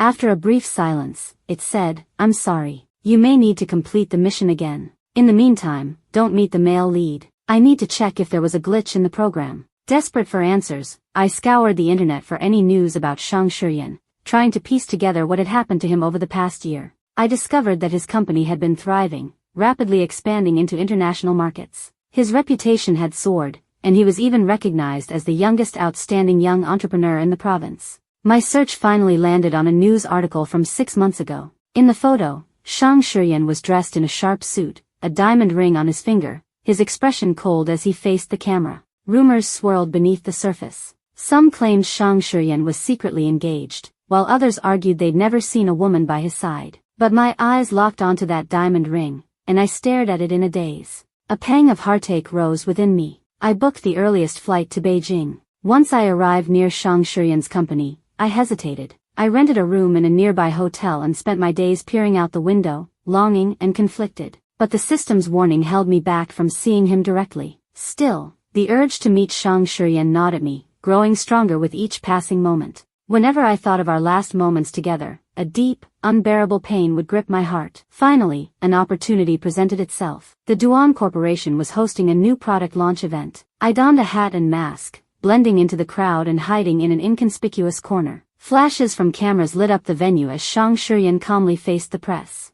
After the product Q&A concluded and the atmosphere relaxed slightly, a rookie journalist noticed the ring on Shang Shiyan's hand and jokingly asked, Mr. Duan, there are rumors that you're engaged. Will you bring your fiancé to the next event? Someone nearby whispered a warning, and the journalist realized they'd touched on a sensitive topic. They hastily tried to retract their question, but to everyone's surprise, Shang Shiyan took the microphone. Yes, I'm engaged, he said. The room buzzed with chatter. I stared upward in shock. Shang Shiyan's eyes seemed to flicker toward me for a brief moment before looking away. Maybe at the next event, he continued, his tone calm. She's upset with me right now, and I haven't had a chance to make it up to her. His steady voice sent a jolt through me. Stepping outside, I took a deep breath of fresh air, feeling slightly more at ease. But Shang Shiyan's words replayed in my mind, and I bit my lip. A year, It wasn't a long time, nor was it a short one. Perhaps forgetting someone wasn't as hard as it seemed. I didn't want to return to the hotel. Following the flow of people, I wandered aimlessly until I arrived at a park. The lively sounds of square dancing and children playing filled the air,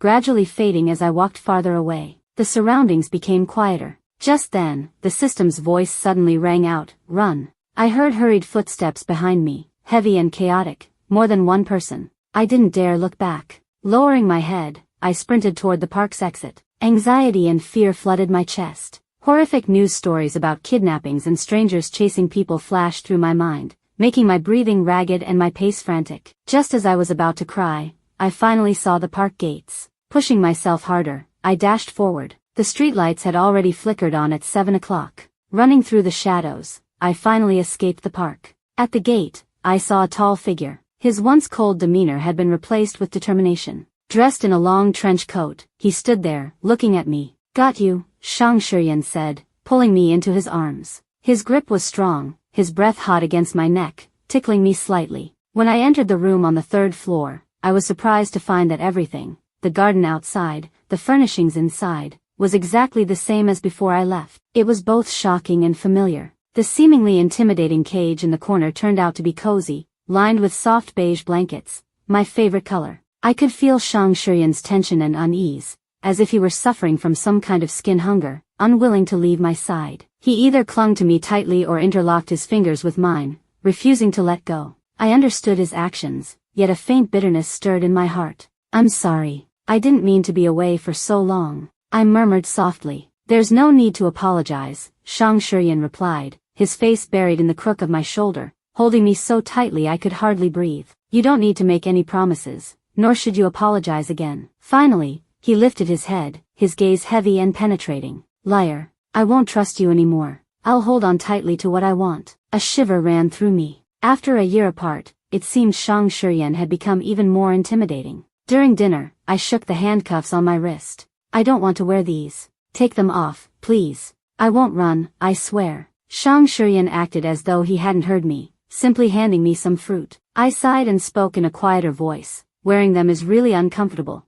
They're cold and heavy. Look, they're leaving marks on my wrists." "You deserve it," he responded coldly. At a loss, I leaned closer and tugged at his arm. "You've always cared about me the most. You wouldn't want me to suffer." Shang Shiyan's lips pressed into a thin line, refusing to look at me. Sweet talker. Unwilling to give up, I leaned in and gave him a quick kiss. "Please, take them off, okay?" Shang Shiyan didn't reply. Instead, he turned and walked away. But the next day, I found that the handcuffs were gone. In their place was a diamond ring, a dazzling, beautiful ring, with my initials engraved on the inside. I carefully removed it and then slid it back on, observing it for a long moment before realizing it was the same ring Shang Shiyan had worn during his press conference. Shang Shiyan seemed to have changed in some ways, and in others, he remained the same. I called out to the system repeatedly, but there was no response, leaving me uneasy. The reason for my previous mission's failure remained unclear. I had done everything I was supposed to, followed the proper storyline, yet the mission had failed, and even the system hadn't disappeared. It wasn't until the 3rd day that the system finally reappeared. "Hurry. The lock outside has been cracked. Get out, and I'll explain everything after." The system's voice was urgent and mysterious. I hesitated for a moment but, under the system's urging, quickly threw on some clothes and ran toward the door. Sure enough, the bedroom door was unlocked, and I pushed it open with ease. Rushing downstairs, just as I was about to open the front door, a cold voice came from above me. "Su Shao." Shang Shiyan stood on the staircase, his tone icy and unyielding. "Try running and see what happens." I found myself frozen, caught between two choices: follow the system's instructions and risk escaping, or stay put and face Shang Shiyan's wrath. After barely a second of thought, I turned decisively and flung myself into his arms. He caught me securely. "What are you doing? Why are you speaking so harshly?" I asked, feigning nonchalance. Shang Shiyan's tense arms relaxed naturally as he carried me back into the room. His tone remained cold. "Do you really want to find out the consequences of trying to escape?" I kept my composure and lightly punched him a few times, pretending not to understand. He paused, then gently patted my head. "I didn't mean to scare you just now." It seemed to be an answer to my earlier question. For some reason, since returning to this life, the system never spoke whenever Shang Shiyan was around. It wasn't until he finally left for work that I whispered, "System, are you there?" What's going on? After my persistent calls, the system finally spoke. I've checked all the programming and found no issues. Since coming back, I've observed Shang Shiyan's reaction to seeing you. If the storyline and your actions were all correct, there's only one explanation. The system paused, then spoke slowly. Shang Shiyan never truly believed you were dead. I froze. Honestly, when I reassured Shang Shiyan back then, I never thought he'd actually believe me. I just wanted to comfort him, to keep him from being too distraught, and I had assumed I'd be resurrected in a few days, able to explain everything to him and move past it. But what if Shang Shiyan never believed I was dead to begin with? This world operates on normal logic. There's no such thing as the supernatural. Why would he think I wasn't truly gone?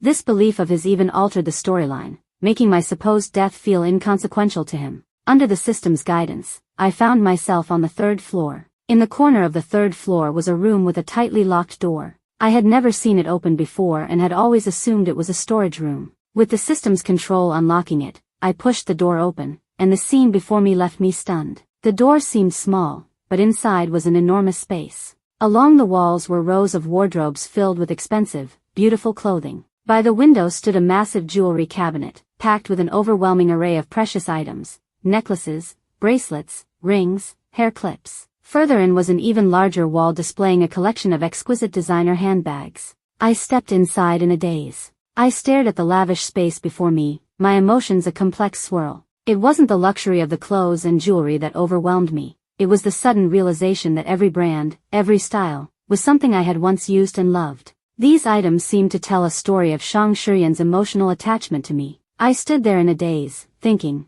are these all things Shang Shiyan bought for me over those 5 years? I had believed that during those 5 years, Shang Shiyan hated me, that my apologies and submission upon our reunion were what earned his forgiveness. But the reality was that during those painful years, while he claimed to hate me, he never stopped buying the brands I loved. What was this? Were they gifts? Was this his way of expressing his longing and care for me? I suddenly recalled something Shang Shiyan had once said to me, as long as you're willing to talk to me, give me 5 years. When I graduate from university, I'll make something of myself, and I'll be someone worthy of you. Please believe in me, okay? It turned out that during these years, Shang Shiyan's relentless hard work wasn't because I had crushed his pride, it was because he wanted to be worthy of me, to give me the best life possible. A pang of heartache gripped me. Absent-mindedly, I pulled open a drawer and was surprised to find a thick stack of plane tickets. During the 5 years I studied abroad, Shang Shiyan had purchased a ticket to New York almost every month, never missing a single one regardless of circumstances.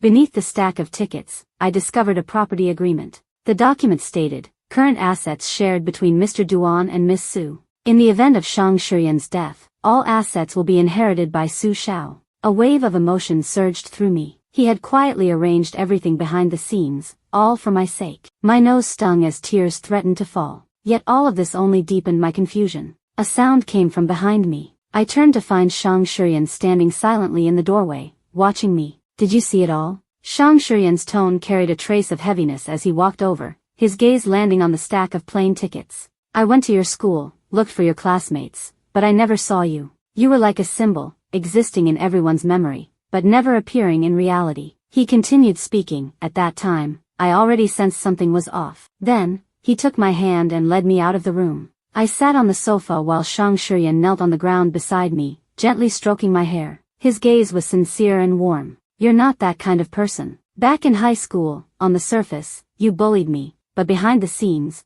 you went to great lengths to add money to my meal card, buy notebooks, and study materials for me. You were secretly helping me, weren't you? So why did you end up saying such cold and hurtful things? He asked softly, wiping away the tears at the corner of my eyes. When he looked at me like that, my heart softened. Xiao Xiao, is something forcing you? Shang Shiyan's words struck me like a heavy hammer, hitting me right in the heart. I couldn't help but feel a tightening in my chest, as if I'd been dealt a severe blow. It hurt. How did he know about the turmoil in my heart? Could it be that he already knew about the system's existence? As my thoughts spiraled into chaos, Shang Shiyan pulled me into his arms, gently comforting me. It's okay, leave everything to me. Trust me, alright? When I woke up again, I found myself in a hospital room, my wrist lightly held by Shang Shiyan. As soon as he saw I was awake, he quickly picked up a cup and carefully fed me a few sips of water. What happened to me? I asked, feeling a bit lost, my tone laced with confusion. It's nothing. Are you hungry? I made chicken soup. Have a little, Shang Shiyan's voice was as gentle as water. I nodded, and under his care, I drank a bit of the soup. Then, I noticed a small blue dot of light flickering nearby, like a firefly trapped within some device. This is the system that's been forcing you to complete tasks. Shang Shiyan's words exploded in my ears like a bomb, leaving me stunned. Su Xiao, the light flickered rapidly, and the system's voice emerged. I'm sorry. I was shocked and puzzled. Why was the system here? And how did Shang Shiyan know about its existence? These questions swirled in my mind, filling it with utter confusion. Shang Shiyan seemed to notice my astonishment and reached out to gently massage my temple. Don't worry, rest first. I'll explain everything to you later. My name is Su Xiao, yet I am not Su Xiao. My life is shrouded in mystery. 5 years ago, after a car accident, I was bound to a system. I thought all I needed to do was play the role of a malicious supporting character to earn a new identity and continue living. But what if I was never meant to die? What if that car accident was deliberately orchestrated by the system? Are all these worlds parallel dimensions? Why was I able to enter this new world so seamlessly? And why did the system only grant me an identity in this world, refusing to revive my original body? I began to piece it all together, organizing my scattered memories. 20 years ago, the baby girl born to Madame Su was not a premature death but was strangled by the nanny. The nanny's daughter took the place of the baby, becoming the real heiress, while I was the poor child who had been strangled to death. 20 years later, the fake heiress, upon learning the truth, was overcome with guilt, both for her mother and for herself. Later, she made a deal with the system, exchanging her soul for the chance to grant me a new life. The more I deduced, the clearer the picture became, though the pain in my heart only deepened. However, it seemed there had been a mistake. I was sent to a different world. In this new world, the soul of the fake heiress had vanished, leaving the role of a malicious supporting character empty. Originally, the system was supposed to generate one automatically. However, it failed to do so, and so it thought of me. Since I was originally born in this world, I wouldn't face rejection. A deliberately fabricated car accident dragged me into this new world, I realized, my heart storming with turmoil, using the promise of resurrection as bait to force me into fulfilling the role of a malicious supporting character. Although I often quarreled and bickered with the system, I actually relied on it, even regarded it as a friend. Thinking back on all of this, my heart ached even more, and I couldn't stop the tears from falling. Shang Shiyan had been watching my emotions closely. The moment he saw my tears, he immediately reached out to wipe them away. Don't cry over these things. They're not worth it. Under his gentle reassurance, my emotions gradually settled, and I managed to regain a sliver of composure. System, what exactly are you? Why are you doing this? The system remained silent for a moment. Under Shang Shiyan's icy gaze, it finally revealed the truth. Every completed book forms a new world, and the protagonist becomes what is known as the child of fortune. The system's existence is more like a parasite, feeding off the protagonist's fortune to survive. The more complete the plot, the greater the protagonist's fortune, and the more benefits the system receives, the system continued. Originally, this was merely a way of life, but due to certain accidents, such as an unfinished original story or broken character settings, these worlds gradually turned into ordinary realities. The protagonists became ordinary people, naturally losing their fortune. This was a normal cycle of renewal. However, the systems were unwilling to let go of their existing benefits so easily. They chose to bind certain individuals to complete tasks, assigning them specific roles. By pretending to continue the plot, they maintained the coherence of the protagonist's story, ensuring a steady extraction of fortune. Among these chosen individuals, some accepted the tasks willingly, while others were deliberately drawn in through accidents, such as car crashes designed by the system. Isn't this essentially kidnapping? I said in disbelief. The system's selfishness had forced people who should have led peaceful, happy lives into unfamiliar worlds to complete tasks, regardless of their will or the pain inflicted on their loved ones. This world had already turned into a normal reality back when Shang Shiyan was in high school.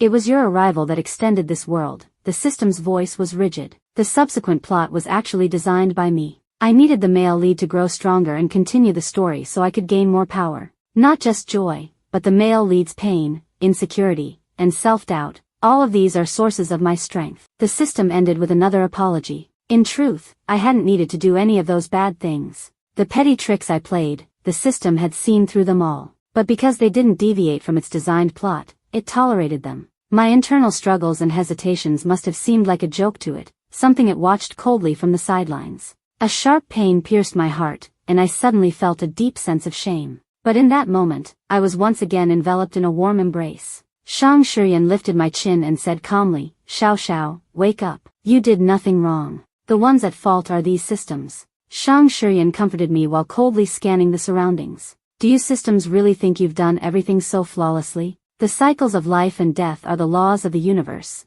You cannot interfere with them. After sensing that I seemed to be under some kind of coercion, he began to observe in secret and gather information. Later, he discovered that the existence of the system emitted a special type of sensory wave. Determined to find a solution, he got into university, studied various fields of technology, and after graduating, founded a tech company specifically to research these sensory waves. Now, with the success of his experiments, the system has been completely separated from me. I finally understood why the system never spoke when Shang Shiyan was around. It had already detected something was amiss and had been quietly observing. In the end, Shang Shiyan caught its flaw and successfully removed it. Now, tell me, where are your accomplices? Shang Shiyan interrogated the system, but all he got in return was silence. Shang Shiyan let out a cold laugh. No problem. I'll find them myself. He activated the machine, and the system suddenly emitted a blinding blue light. Sensory waves quickly spread, reaching what seemed like countless worlds. Half an hour later,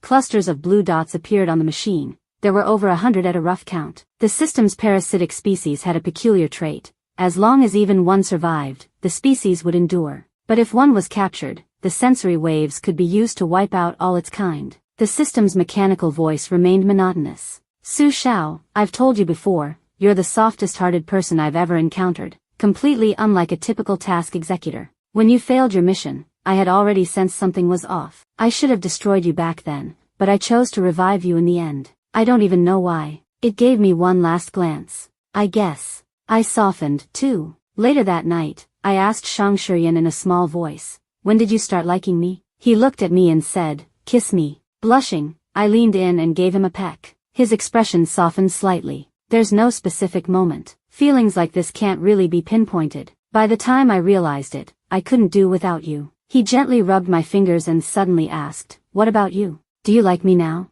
I had thought he might ask when I started liking him, or why I liked him, but I hadn't expected this question. If you're only with me out of guilt, it's not too late to leave now, he said, letting go of my hand. He appeared nonchalant, but I knew, if I truly left, that room on the 3rd floor filled with gifts wouldn't be just for show. Do I look like the kind of person who'd stay with someone I don't like out of guilt? I muttered, slipping my fingers back into his palm. His expression remained unchanged, but I could hear his heart racing wildly. If not for liking you, letting someone randomly take me home would just be too careless. I had asked myself before, Su Xiao, why, after being thrown out of your family, did you so easily follow Shang Shiyan home? You don't want to admit it or face it, but deep down, you trusted that Shang Shiyan wouldn't harm you, didn't you? Just as you'd once said, Shang Shiyan is a reliable person. Being around him inexplicably made you feel safe. Thinking back to high school, being with Shang Shiyan wasn't entirely without feeling. In the -10 degrees weather, he stood in line to buy your favorite milk tea. Even when he had only 200 yuan on him, he spent 180 to buy you the school's most expensive thermos.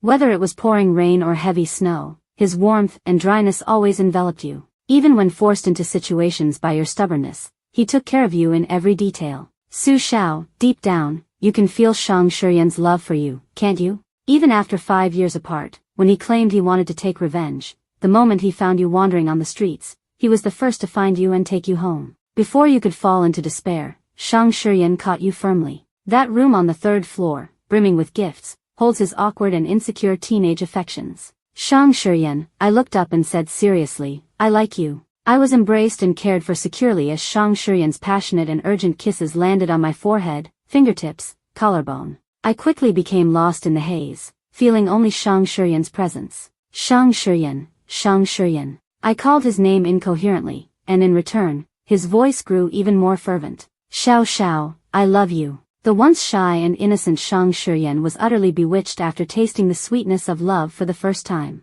At home, he clung to me almost constantly, as if trying to make up for the 6 years we'd lost. His gaze never left me. Shang Shiyan fell in love with the feeling of kissing. Whenever there was an opportunity, he couldn't help but kiss me. Slowly, things spiraled out of control. He even pushed aside all company matters, completely ignoring Shinwei's complaints. Staying at home wholeheartedly, my single, I like you, seemed to have opened Pandora's box. Eventually, I didn't even dare to meet his gaze. The moment our eyes met, Shang Shiyan seemed to receive some kind of signal, instantly closing the distance. My lips were kissed until they were nearly sore. Finally, when I couldn't bear it anymore, I slapped him. Only then did he restrain himself a little, giving me a moment to breathe. Our wedding was set for June. The weather was beautiful that day, and everyone came to celebrate. Not many people have had experiences like mine, first being mistaken as a fake daughter and kicked out, only to later be recognized as the real one and brought back. Blushing slightly, I accepted everyone's heartfelt and enthusiastic blessings.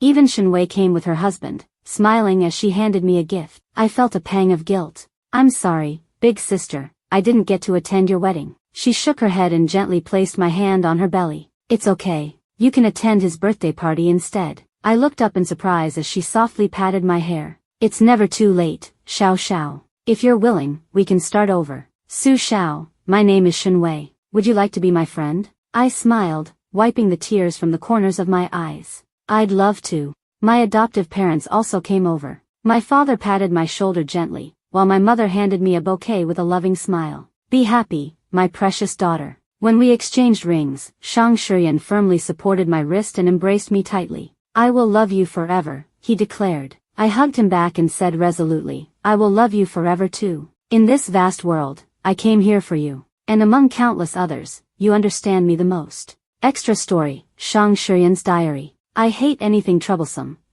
people, troublesome matters. And Su Xiao is the most troublesome girl I have ever met. The water temperature has to be precisely 45 degrees before she can drink it, and desserts must be freshly made within 2 hours in the morning. During the day, I have to attend to this spoiled young lady at school, and at night, I rush to work at a restaurant. I truly find her annoying. These trivial tasks occupy too much of my time. My desk mate noticed my mood. He also likes the milk tea from that shop, and volunteered to help me buy it. "No need," I refused. Though Su Xiao is picky and spoiled, I don't need others to share my burden. I find these things troublesome, yet, strangely, I'm unwilling to let go of these troubles. My grandmother has been bedridden for years and always asks me about school to pass the time. What kind of girl is she? I clammed up, realizing that I mentioned Su Xiao more and more often. "She's a spoiled young lady, delicate, willful, and bossy." My grandmother saw through me with one sentence. "But it seems you don't really dislike her." I remained silent for a long moment before finally saying, "She's also quite cute." When my friends heard that I was always with Su Xiao, they came specifically to warn me, "Don't be foolish. Girls like her love to toy with people like us." I shook my head. "She's different." My friends asked, puzzled, "How is she different?" I looked at the school uniform on my friend and said, "This year, the school gave us a new 2,000 yuan financial aid grant. It was donated by Su Xiao's family." My friend's voice softened but still argued, "So what? They're so rich. This amount is nothing to them. Even rich people don't have money falling from the sky. There are so many wealthy people in the world, yet only Su Xiao is willing to donate to the school." I lowered my head and continued working, repeating, "She's not like the others." At some point, Su Xiao suddenly no longer needed me. I didn't need to fetch water for her, nor did I need to walk her home. My desk mates celebrated my escape from her clutches, but seeing my gloomy face, he ultimately didn't dare clap. Then, by chance, I saw Su Xiao dining with someone else, and I couldn't help but confront her. I had considered many possibilities. Perhaps I had done something wrong to upset her, or maybe she had been too busy to think of me lately. But I never expected that hearing those words would feel like winter frost piercing my heart. I hadn't realized words could wield such icy, sharp power. Is it that all of you privileged, pretty young ladies excel at playing with people's hearts, or is it just you who's the best at it? That evening, my grandmother asked about Su Xiao again. I forced a smile. "We're people from different worlds. Let's not talk about her anymore." Sometimes, I hate myself for being so pathetic. I swore I wouldn't pay her any more attention, wouldn't notice her anymore, but every time she appeared, my heart would beat uncontrollably, like a broken drum. I warned myself not to trust her again. She's so good at sweet talking, just a few words, and she could have someone spun around her finger. But I could never control myself. In the end, I still ran to her like a dog. That so-called 5-year promise. Of course, Su Xiao didn't think much of it. Maybe it's because I'm too weak. If I were better, if I worked harder, would I earn even the slightest glance of charity from Su Xiao? That time when Su Xiao stood by and did nothing became the final straw that broke me. My pain, my struggles, they all seemed irrelevant to her. 5 years later, she asked if I hated her. Of course, I said I did. I hated her for not helping me, for being cold and heartless, for ignoring me. For 5 years, I held on to that hatred, using it as fuel to climb from the bottom by any means necessary. Everyone, including her, thought I hated her to the core. Only I knew the truth buried deep within. That hatred was just a mask. The truth? After all this time, I hated her not because of her indifference, but because she didn't love me. But fortunately, all of this is in the past. I am Shang Shiyan, a man never favored by fate. My childhood was marked by poverty, my adulthood by the loss of my parents. I survived by using my bare hands, working as a dock laborer. Poverty and hardship defined nearly the first half of my life. Yet, someone like me was ultimately able to fulfill my dream and embrace the moon. All those deliberately misplaced meal cards, the quietly established scholarships, the backpacks tucked into my desk, and the gentle touch at my grandmother's bedside, heaven wasn't so cruel after all. It graced my dark and muddy life with a glimmer of dawn. With utmost reverence, I placed the diamond ring on her finger. From that moment on, the wind and waters nurtured all things, and the withered vines and gray grass found spring once more. My world became a perpetual spring.